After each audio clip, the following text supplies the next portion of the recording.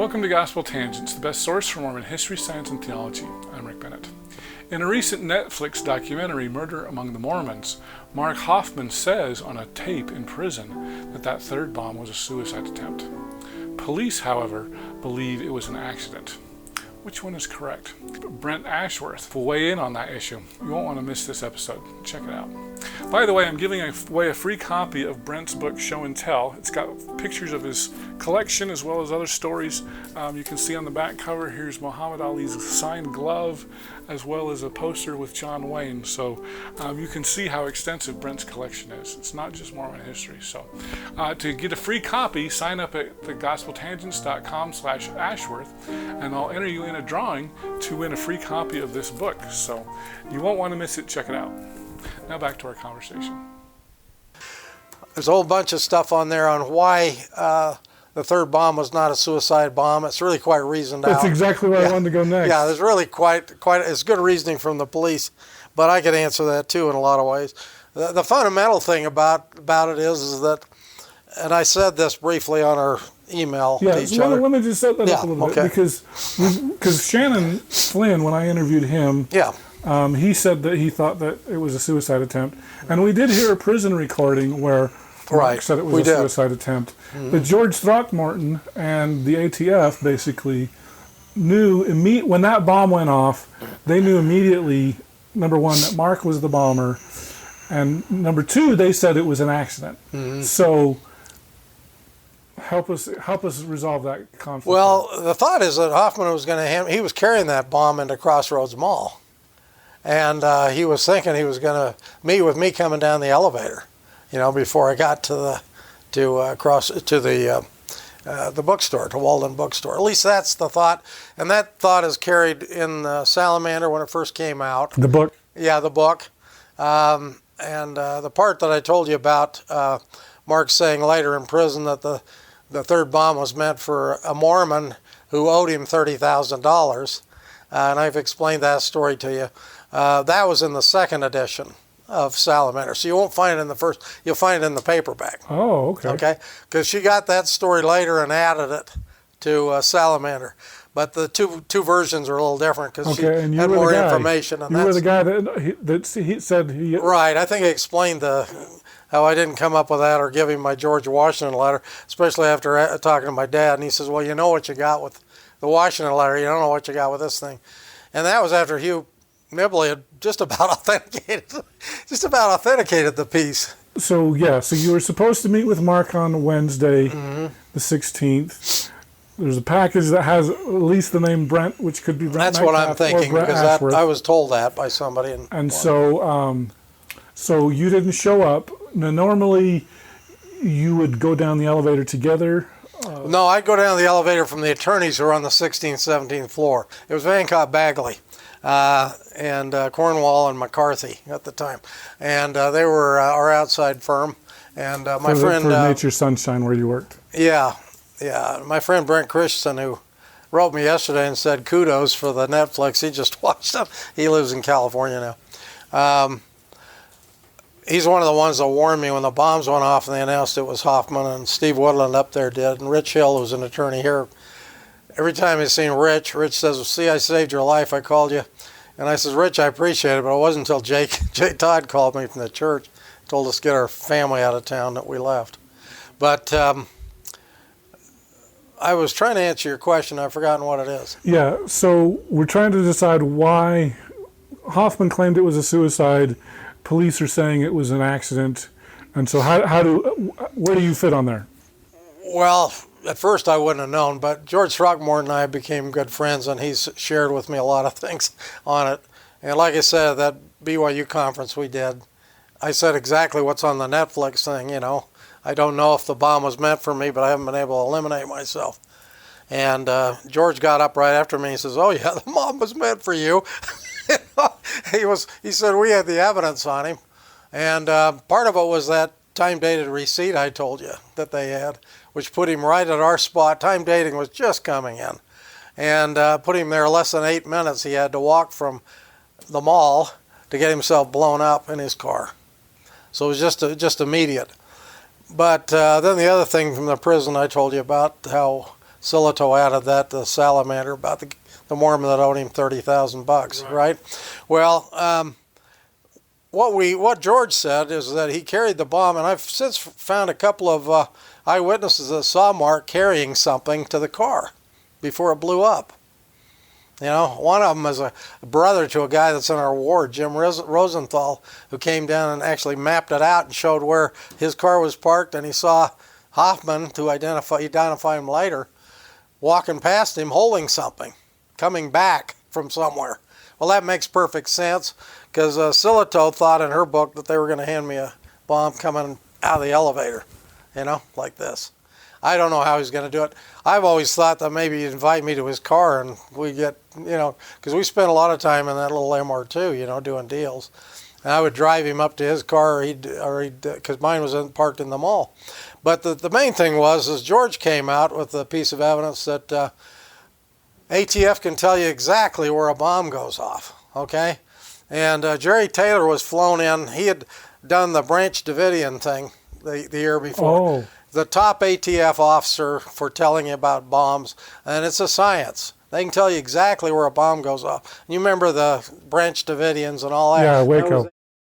This is 85, and ATF really blew it down there, but at least they knew, you know, the science. The part I do remember exactly is that Jerry Taylor was in San Francisco that day, and when he found out about it, he was charged to the ATF, get your self to Utah and find out about this bomb that went, because these were the first two bombing deaths in Utah. You know, we didn't have any previous to this, so it was like Beirut. We haven't had any since, have we? What's that? I don't think we've had any since either. Well, there was a guy the other day that set off something. There's been a bunch of them since, but there's been smaller ones, and I don't know about deaths. If there have been deaths by bombing, there may have been.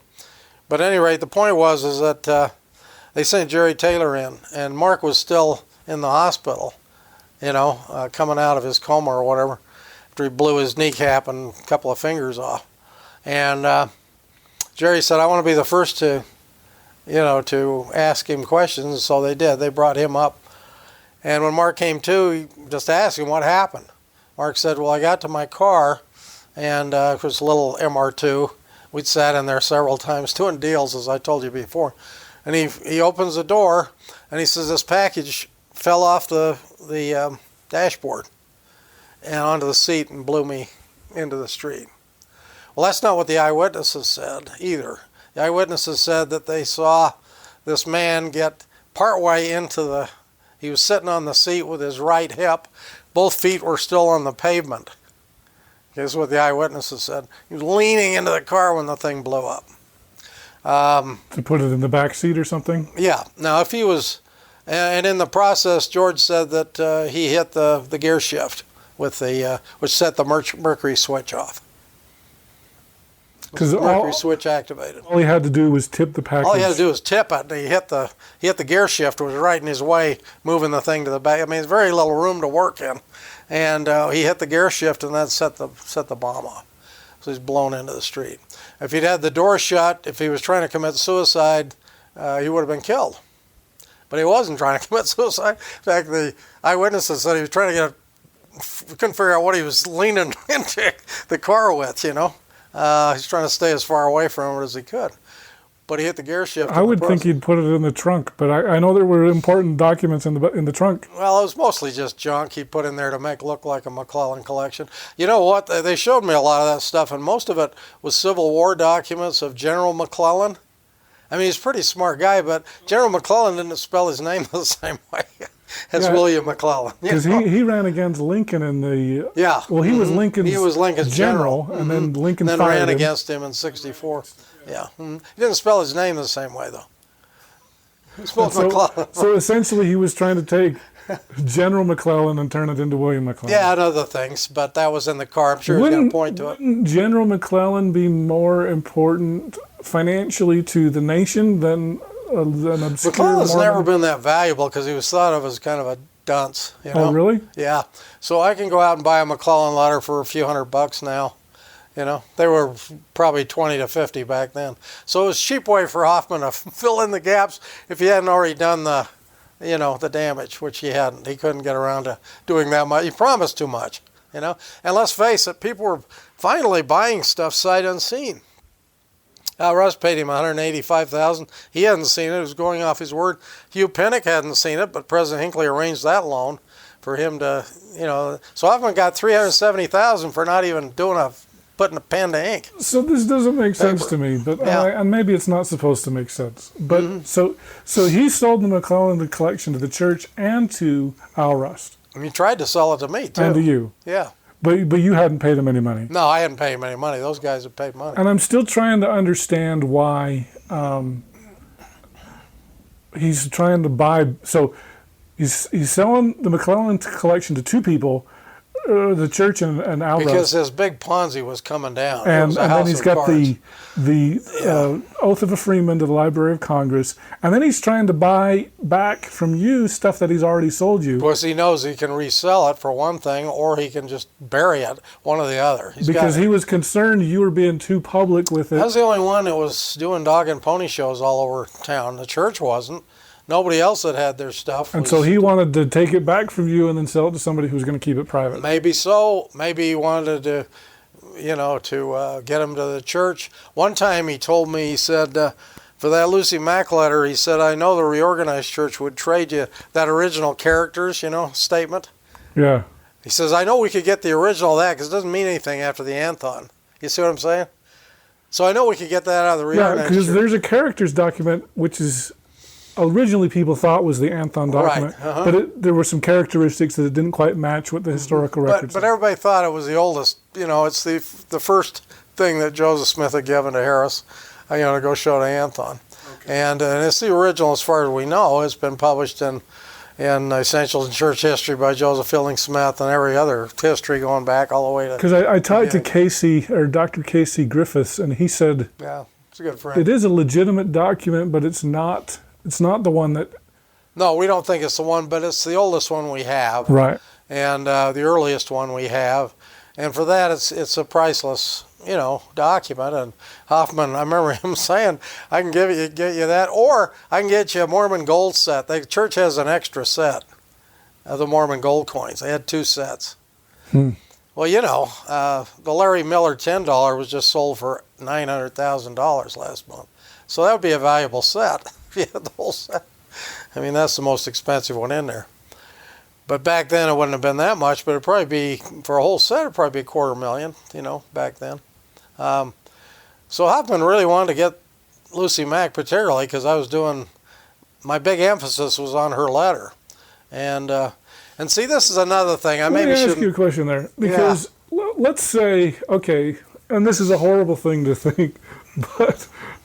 if he had given you that bomb,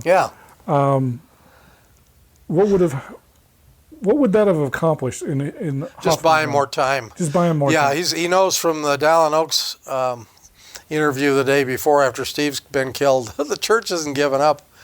You turn over that collection. That's why Steve was heading over your way to get that McClellan collection. They wanted that collection. President Hinckley wanted that collection. So he wrote you a bad check knowing that he was going to kill you the next 2 days later? Well, I don't know, but the one time that he talked about it, and I don't know if I gave you a copy of that on your papers over here. I think I did. That little stack of papers right there. Yeah. It's the only time Hoffman ever talked publicly.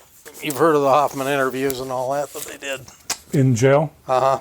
Oh, you've got a copy of that? Oh yeah, they're 2 big volumes. I've got a lens set too at home somewhere, but he gave me. But this is the important part on the murders. It's the only time he talked about the murders, and I'll give you this, okay? Oh, really? Good. I've got an extra here, but this is Mark Hoffman Interviews, and this was the supplement that they did. It's a 14-page supplement, and people usually, read the big things about how he was so proud of his work product. So he goes into all of the forgery things he did, but he won't talk about the murders. And he agreed to do that, on the deal. As part of his plea deal. Part of his deal. But then he didn't. Right. And when they finally got him, and they couldn't force him. But at any rate, the night before he gave his plea as guilty, changed his plea to guilty, the prosecutors met at Ron Yangich's home with, or office, whichever it was, with Hoffman. And they could ask him any questions they want. And they couldn't tape him, but they could take as many notes as they wanted. Why couldn't they tape him? Well, Yengich wouldn't allow it. Okay, because they might be other crimes and so on, and he didn't want it. You know, he didn't want it to come out. There were other crimes. There were lots of crimes. So this is the part that everybody needs to read, because there's only one paragraph in here that talks about the bombings, and this is it. I'll read you. These are the what Mark gave the following background information. Talks about his youth and all that, and then page 3. Mark Hoffman then related the following information about the bombings of October 15th and 16th, 1985. He knew he was going to make 2 bombs to kill 2 people. These are the notes they took at the night before when he's changing. So this is Kathy Sheets and right. Christensen. But he said, but this is before. He says, he said he knew he was going to make 2 bombs to kill 2 people, but at first he wasn't sure who the victims would be. He thought of several scenarios for the bombings. First, he thought that one of the bombs would kill either Thomas Wilding. Do you know him? No. He was the insurance agent. He's totally disappeared, but he was the insurance agent for Hoffman's home. He had Hoffman's deed as collateral for all of his investors under him. He had about 300,000. When they showed the New York dealer, what's his name, Wapner, when they showed him, that's where the Wapner thing was being paid for by Thomas Wilding's group. Okay? That was that oath of a free man thing, you know? Okay. And actually, Hoffman returned to them the original Charles Dickens Haunted Man manuscript, which he got from Wapner. It was the original. It wasn't a fake. And that's one of the Christmas books that Dickens did after the Christmas Carol. He did one book every year for the next 4 years, and one of them was The Haunted Man. And they got the original manuscript out of Wapner, who was one of the leading book dealers in the country. Anyway, it was a 3-way deal for the Oath of a Free Man. And Wilding was the insurance agent for Hoffman, who had the deed to Hoffman's home as collateral. Okay? So that's where he comes into this. I only met him once, and that was in the witness before we had to go testify, you know, in the witness stall. So I don't know him at all. He's disappeared. At any rate, first he thought that one of the bombs would kill either Thomas Wilding or Brent Ashworth, and the second bomb would kill himself. Then he thought that possibly the bomb should be for Steve Christensen and Thomas Wilding. And finally, he thought about killing Thomas Wilding and Brent Ashworth with the 2 bombs. Hoffman stated that it wasn't until the morning of the 15th of October, when he made the bombs, that he settled on the actual targets. Okay? So I'll mark that, but that's the only time Hoffman ever really talked about the bombing, other than that one tape that they did at his parole. So it doesn't say Gary Sheets on there? No. No. That was a diversion. He could have picked any one of us to put that. So can we believe anything that he actually said? I don't know, but this is the day before he's changing his plea, so that's the only thing we got where he talks about it, okay? If you wanted, I'm not saying that's evidence other than just, he obviously had me in mind a couple of times, you know. It's nice to be on people's minds. Yeah. At any rate. It's amazing to me that you can laugh about it. Well, you have to laugh about it now. I mean, it was a horrible time for us. The worst part of it I haven't talked about, and I don't want to, and that's our sons. But it's in the book I'll give you that Tracy wrote. You might recognize that from the Netflix. They did use that. Oh, yes. That's his passport. In fact, all the documents they used on there were ours. About, I mean, if you just wanted to talk, there's Mark's Christmas card to me. Wow. You're kidding. This family. Here, I'm going to show that thing.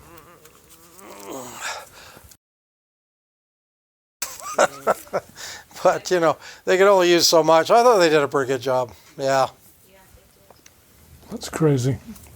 They definitely got their Napoleon Dynamite with Shannon. Thought that was funny. I'd never seen him like that, so that was hilarious. It's hilarious. So, okay, I want to just wrap up on... Does that all make sense? I mean, it's very involved, but it's, you know. Yeah, it does.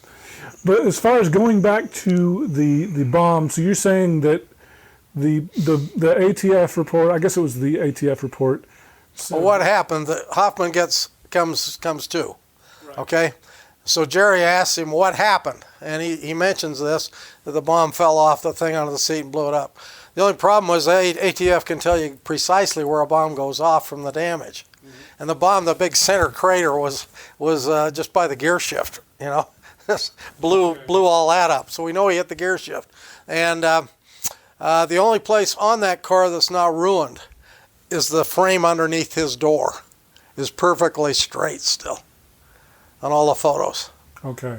So he's lying like a sieve. Oh yeah, that would have been damaged. That would have been first thing damaged. Yeah. Mm-hmm. Yeah, because I know George also told me that with a pipe bomb they put 2 caps on, and then it blows out the ends, and one of those caps hit him in the knee. Yeah. And that's what messed up his knee. That messed up his knee. Of course, his 2 fingers got screwed up by holding it, and. When he killed Steve, of course, he wrapped it with concrete nails, so to make sure he killed him. When Ken Farnsworth, Ken Farnsworth was the guy that got his widow, he died of cancer in 2006. He was the one that was assigned to me, and when he got with me years later, he showed me the photographs. I couldn't believe them. You know, been a prosecutor. I'd been out on a lot of murders, never a bombing though. I mean, mine were all guys shooting each other and stuff like that. And Steve was just kind of a blob over in the corner, you know. I know they couldn't show him. His whole upper body was ripped up, you know, it was ripped off, his head and everything. But with Kathy Sheets, and I don't mean to be gross, I won't. She picked up that bomb and she's staring like this with her insides hanging out. Like what just happened? Probably. Yeah, she's staring up like this, and I couldn't get her look out of my mind for months, you know, after he showed me that. It's just so, I mean, that bomb didn't need to go off at all. I mean, they talk about the cold-heartedness of this guy. The paper boy could have picked it up. One of their kids could have picked it up. Gary had already gone to work, so he wasn't going to pick it up. His wife had been out on a walk with her friends, came back and saw it and picked it up. And they had a scarecrow standing out front because it was Halloween time. And a lot of people just thought when she was laying there that the scarecrow had blown down. Until somebody figured out it wasn't a scarecrow, you know. It's terrible. Yeah. Yeah, it was pretty horrible. I hope you enjoyed our conversation with Brent Ashworth. In our next conversation, we'll talk about what Mark Hoffman's family thought about post-manifesto polygamy and why it was probably a motive for him to attack the LDS Church. But I'm just saying, I'm telling you that because the family has been really fighting with us for a couple of generations, you know? And to me, that seems the most logical thing of payback time that Mark found, you know? Yeah, I'll pay him back. I just see that because he's got no qualms. He's got no testimony. He doesn't care, you know, who he hurts. Thanks for listening. If you'd like to hear the entire interview uncut, sign up at patreon.com/gospeltangents, and for $5 a month you can hear the entire interview without any interruptions. If you'd like to see the whole video, that's just $8 a month, and you can sign up either at youtube.com/gospeltangents or on our website at gospeltangents.com and click the yellow subscribe button. Or you can go to patreon.com/gospeltangents, and I'll just need to make sure that we're Facebook friends, and I'll add you to our insiders group, and you can see the entire interview uncut. If you'd like to get PDF transcripts of our interviews, those are just $10 a month. And for just $15 a month, I will send you paperback versions of our transcripts as soon as they come out. Or, of course, you can buy them on Amazon as well. Go to Amazon.com and do a search for Gospel Tangents Interview, and you can see all of our transcripts there. Don't forget to sign up for our updates at Facebook.com/GospelTangents. Of course, you can follow us at Gospel Tangents on Twitter. To hear our interviews updated to your podcast player, go to tinyurl.com/GospelTangents and make sure you give us a 5-star review. And of course, you should show your support for Gospel Tangents with one of these cool t-shirts like this green one, or light blue, sport gray, royal blue, purple, of course black, beautiful gold, and of course Utah red. I've probably left out some colors, but if you want to see more, go to gospeltangents.com/shop and you can get one of these. So once again, thanks for listening. Click here to subscribe, here for a transcript, and over here we've got some more of our great videos. Thanks again.